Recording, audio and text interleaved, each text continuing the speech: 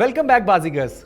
Today we are going to talk about two most important decisions in poker, which are when to hold and when to fold.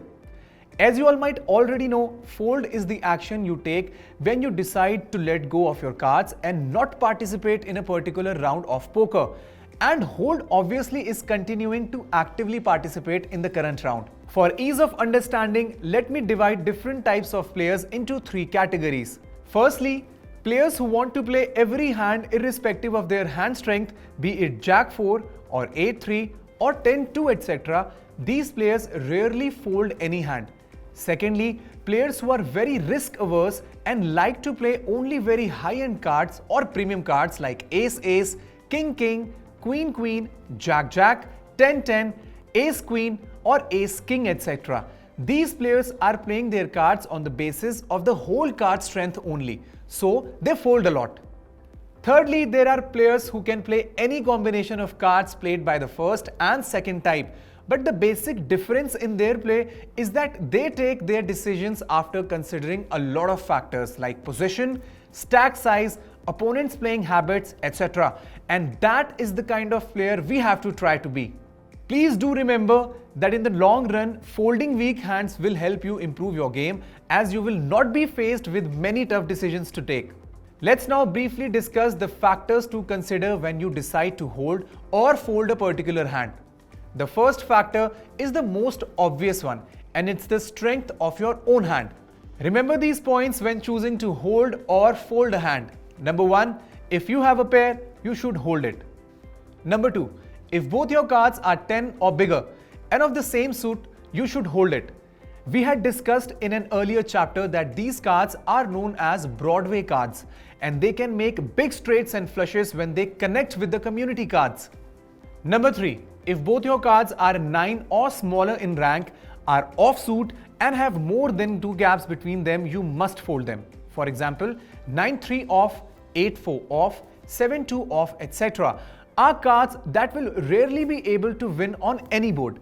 The second factor to consider is your position. From a late position, you can hold a wider variety of cards like 2-2, 3-3, 4-4, 4-5 suited, 6-7 suited, 10 Jack off, Jack Queen off, etc., which you must proceed with cautiously when you are in early or middle position. For example, if you are sitting on the dealer position in a 5-10 stakes table and are dealt 10 Jack off and all the players before you fold, it's a good opportunity for you to hold on to your cards and make a raise, which in most cases will get a fold from the players in the small blind and big blind and win you the pot. However, if you were dealt 10 Jack off in the early position, say immediately after the big blind, it's advisable to fold your hand because you have to take your action before all the other players and you cannot be sure of what kind of cards they could be holding. The third factor to consider is your stack size. There are two types of players you mostly come across in a cash game. The ones who buy in for the maximum, which is 100 big blinds, and the ones who buy in for the minimum, which is 20 big blinds. Say you prefer to buy in for the minimum, the only option available to you now is going all in or folding, as you do not have enough chips to enter a pot by raising or calling a raise. On the other hand, if you are a player that chooses to sit on a table with maximum buy-in, which is 100 big blinds, and even if at any stage of the game you have 50 blinds left, you can hold a wider variety of hands and take the decision on whether or not to continue in that round on the basis of the community cards that open up. For example, say you have 20 big blinds left and are dealt Ace 10. Now, if you raise here to 2 big blinds or call another player's raise of 2 big blinds, you stand to lose 10% of your stack in case you don't connect with the community cards. But if the same situation arises when you have 100 big blinds, the most you lose is only 2 big blinds out of 100, which is 2% of your total stack. Even if you don't connect with the board, that's a small risk for you to take, so it's easier to hold those cards pre-flop. Thus, with a smaller stack, it's best to either fold a non-premium hands or go all in with them and hope for the best. The fourth factor is opponents' playing habits.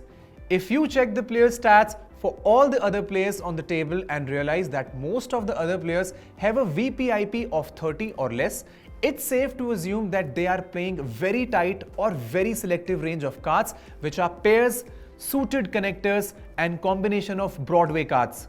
You can choose to hold on to a larger variety of cards against them because your chances of bluffing off tight opponents are far greater when the community cards don't connect with their hands. For example, say on a 5-10 table, a player raises before you and another player calls. You decide to call with 7 of spades, 8 of spades. The flop that opens is 6-3-2. Here the likelihood of your opponents having connected to the board is really less. And as you have already observed, they are tight players. Now if both of them decide to check, you can easily raise here and make them fold to win the pot.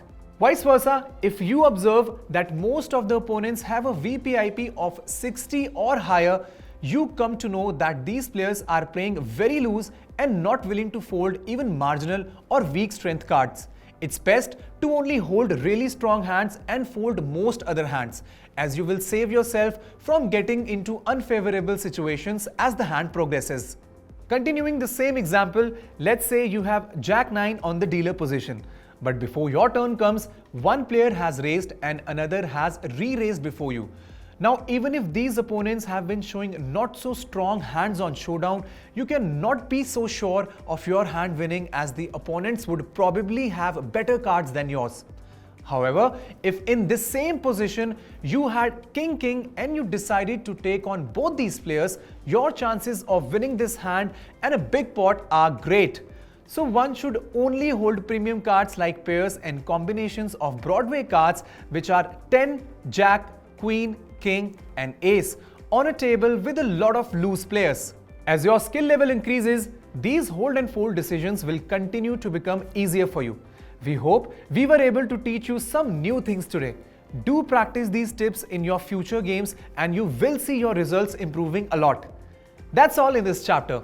We will see you in the next one.